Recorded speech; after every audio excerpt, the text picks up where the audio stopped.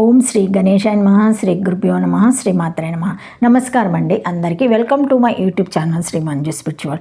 మనము ఈరోజు వీడియోలో వినాయకుడిని ఎలా పూజించాలి, నవరాత్రుల్లో ఏం నైవేద్యము పెట్టాలి అన్న దానిపైన వీడియో ఉంటుందండి, తప్పకుండా చూడగలరు. కానీ అంతకంటే ముందుగా మీరు కనుక మన ఛానల్ని మొదటిసారిగా చూసి ఉంటే ఒక చిన్న లైక్ ఇవ్వండి, ప్లీజ్ షేర్ చేయండి, నచ్చితే సబ్స్క్రైబ్ చేసుకోండి, కామెంట్ పెట్టండి. దయచేసి వీడియో ఎక్కడ కూడా స్కిప్ చేయకుండా చివరి వరకు చూసే ప్రయత్నం మాత్రం చేయండి. ఇంకా వీడియోలోకి వెళ్ళిపోదాము. శ్రీమాత్రే నమః. నిన్నటి వరకు 6వ రోజు వరకు ఏం చేయాలి, ఎలా పూజ చేయాలన్న దాని మీద వీడియో చేశాం కదండి. ఈరోజు 7వ రోజు నుంచి కంటిన్యూయేషన్ ఉంటుంది, 9వ రోజు వరకు. ఓం శ్రీ గణేశాయ నమః.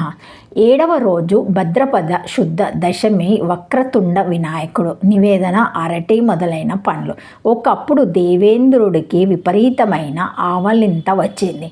దాని నుంచి మచ్చారుడనే రాక్షసుడు జన్మించాడు. అతను శుక్రాచార్యుడి నుంచి శివమంత్రం పొంది తపస్సు చేసి వరాలు పొందుతాడు. వరగర్వముతో లోక విజేత కావాలని యత్నిస్తాడు.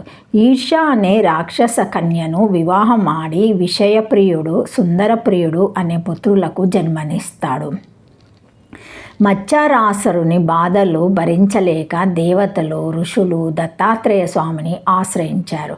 ఆయన వారికి ఏకాక్షర గణపతి మంత్రాన్ని ఉపదేశించి ధైర్యం చెప్పాడు.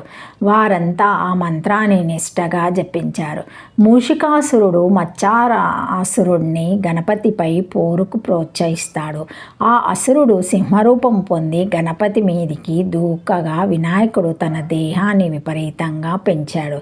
తన తొండంతో మచ్చర సింహాన్ని చుట్టి ఎత్తి గిరగిరా తిప్పి నేలకు కొట్టేంతలా ఆ అసురుడు గణపతిని శరణు వేడుతాడు.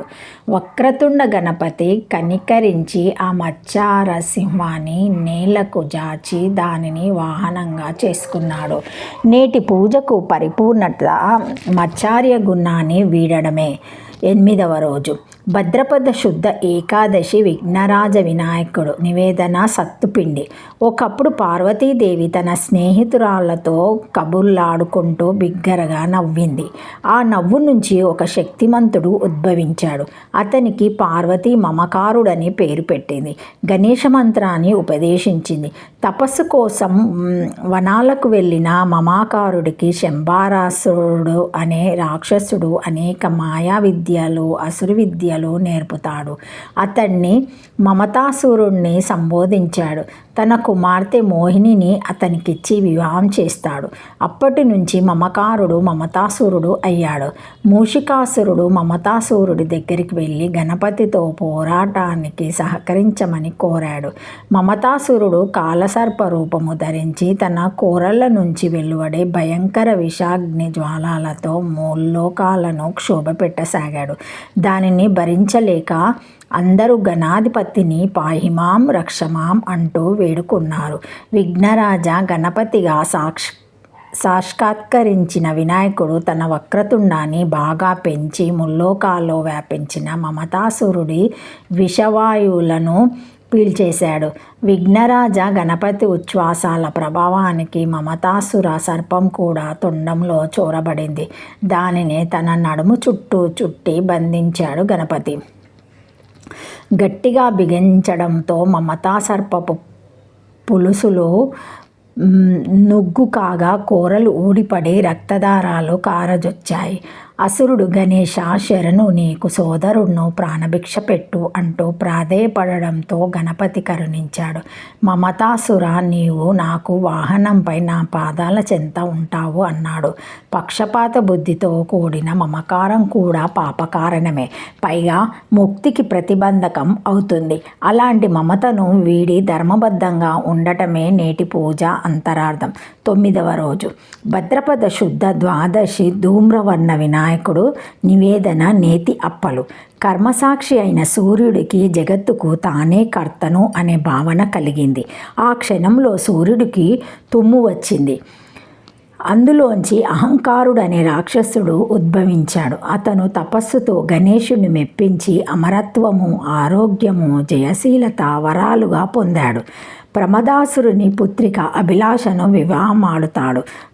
గర్వాదులను పుత్రులుగా పొందుతాడు. సుఖప్రియ నగరానికి రాజుగా ఉండి తన రాక్షసత్వంతో లోకాలను బంధిస్తూ ఉంటాడు. అహంకారుడి బాధలు భరించలేక దేవ, ముని, మనుజ సముదాయము ధూమ్రవర్ణ వినాయకుడిని ఆశ్రయించారు. అహంకారుడికి హితవు చెప్పమని నారదుడిని పంపుతాడు గణపతి. మహర్షి మాటలను పెడచెవిన పెడతాడు రాక్షసుడు. ఇంతలో మూషికాసురుడు వినాయకుడితో యుద్ధానికి సిద్ధమవుతాడు. అహంకారుడిని తోడు తీసుకుంటాడు. అహంకారుడు ముందుకు వచ్చి తన నాసికారంధ్రం నుంచి భయంకరమైన ధూమాన్ని వెల్లువరుస్తాడు. ఆ ధూమం ముల్లోకాలను చుట్టుముడుతుంది. లోకాలను ఉక్కిరిబిక్కిరి అవుతాయి. వినాయకుడు గట్టిగా శ్వాస పీల్చాడు. ఆ శక్తికి ముల్లోకాల్లో వ్యాపించిన ధూమము తిరగమించింది. అది గణపతి నాసికారంధ్రంలో ప్రవేశిస్తుండగా రాలిన ధూళి వినాయకుని దేహం పడి స్వామి శరీరము ధూమ్రవర్ణంతో విరజిల్లింది. ఆ అద్భుతాన్ని చూసి దేవతలు, మునులు జయహో ధూమ్రవర్ణ వినాయక జయహో అంటూ జయ జయ ధ్వనులు చేశారు. ధూమ్రవర్ణ గణేశుడు తన చేతిలోని పాశాన్ని అహంకారునిపై ప్రయోగిస్తాడు. దానితో ఆ రాక్షసుడి శక్తి నశించి స్వామి శరణాగతుడయ్యాడు. గణేశుని అర్చించే వారి జోలికి రానని చెప్పి ధూమ్రవర్ణ వినాయకుడి ఆదేశంతో పాతాళ లోకానికి వెళ్ళిపోతాడు. ఈ 9వ నాటి పూజకు పరిపూర్ణత అహంకారాన్ని విడిచిపెట్టడమే. మూషికాసురుడు తన పరివారంలోని ముఖ్యులు పరిచితులు కావడంతో నిర్వీర్యుడైపోతాడు. గణపతిని శరణాగతి వీడి తనను వాహనంగా స్వీకరించి తన జన్మను ధన్యము చెయ్యమని ప్రార్థిస్తాడు. అనుగ్రహమూర్తి అయిన గణపతి మూషికాసురుని తన వాహనంగా అంగీకరించాడు. ఇలా అనింద్యుడు అనే ఎలుక వినాయకునికి వాహనమైంది. మూషికాసురుని భార్య ప్రియంవద మహాపతివ్రత. ఆమె కూడా వినాయకుడిని శరణు వేడుతుంది. తాను తన భర్తను వీడి మనుజాలానాన్ని విన్నవించుకుంటుంది.